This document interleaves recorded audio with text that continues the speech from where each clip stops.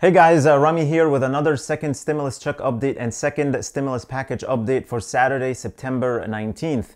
In this stimulus update, I want to give you some new information on the status of the stimulus package.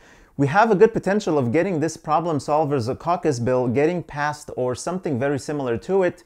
Maybe this week. This will have the potential of not one but two stimulus checks, one in October and maybe one in March, depending on the status of the pandemic. It has unemployment insurance, a second round of PPP, money for schools, and rental assistance, which is very important, this rental assistance. So we're behind by $21 billion in rent as a nation, and this proposal offers $25 billion in rental assistance. That covers the entire thing plus more. So let's see how negotiations are going right now and why we might see something as early as this week. So let's get into all the details right after you please hit the like button and subscribe to the channel if you haven't already so I can update you on everything regarding the second stimulus check and stimulus package plus more money and finance news. Before we start, I just want to say that I wish Justice Ruth Bader Ginsburg can rest in peace now. This was breaking news last night. And I actually want to ask you guys a question. Should President Trump nominate a new justice now, or should he wait and whoever gets elected, whether it's him or Joe Biden, should be the one to nominate the new justice? Let me know what you guys think in the comments below. Okay, I also want to quickly give an update on unemployment. I heard from someone yesterday that New York paid out $900 for 3 weeks of unemployment through the FEMA money from President Trump's executive order. This is good news, and they're actually supposed to send out another 3 weeks worth of pay very, very soon. Other states are also paying out, so hopefully if you've applied, you started seeing your money hitting your account or will start seeing it very soon. And speaking of unemployment data has been holding steady at around 860,000 new claims per week, which is lower than many other weeks that we've had. But it's still very, very high numbers. Also, the data might be misleading because it doesn't take into account those who are self-employed and not working anymore, or the people who are working reduced hours. The data coming out during this pandemic is all over the place because this type of crisis is kind of unprecedented, so things are different and are still looking bad, and that's why we need another stimulus package. So now, as far as that, and as far as getting a bill out of the Problem Solvers Caucus proposal, we're looking to get that by end of this week. Remember, this is just a proposal that we saw was just a few pages of PowerPoint. It's not an actual bill yet. So we need them to put this into an actual bill form and get it to a debate on the House floor. Senators have no input right now, so I wouldn't worry too much about senators saying they don't like it, because three important factors will be at play here. First, we don't need all Republican senators to be on board. If we get this bill to pass in the House, we only need the Democrats and only a few Republicans to have it pass in the Senate. So that's number one. Number two, President Trump is eager to have something passed before the election, so he'll put a lot of pressure on his party to pass it, and that can influence the few Republicans we need. He already put pressure on them by telling them to go up on the numbers.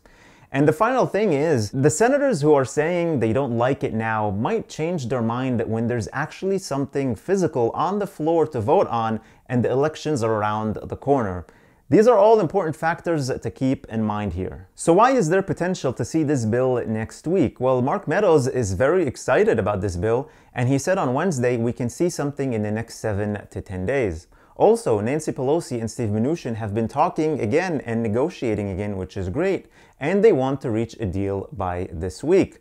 So this week is definitely going to be very interesting, and now tensions are really growing also, because the death of Supreme Court Justice RBG might add fuel to the fire, because now President Trump and Mitch McConnell are saying they're going to vote on the next Supreme Justice, nominated by President Trump very soon. And of course, the Democrats and Joe Biden are saying that the next president should be the one to appoint the next Supreme Court Justice, whether it's Joe Biden or Trump. They just want to wait until after the election. So we'll have to see if this is going to derail the stimulus talks or how they're going to handle that. Things just keep getting more and more complicated. What a year this has been.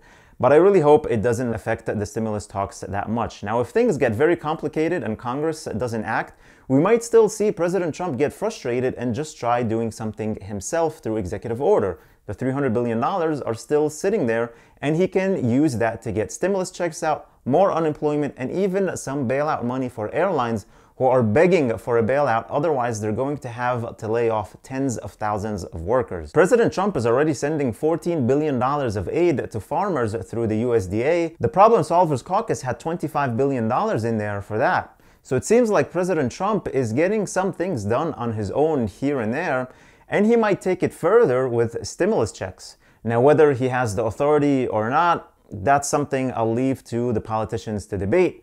I'm just telling you what he said and what he really wants to do and what he is willing to do.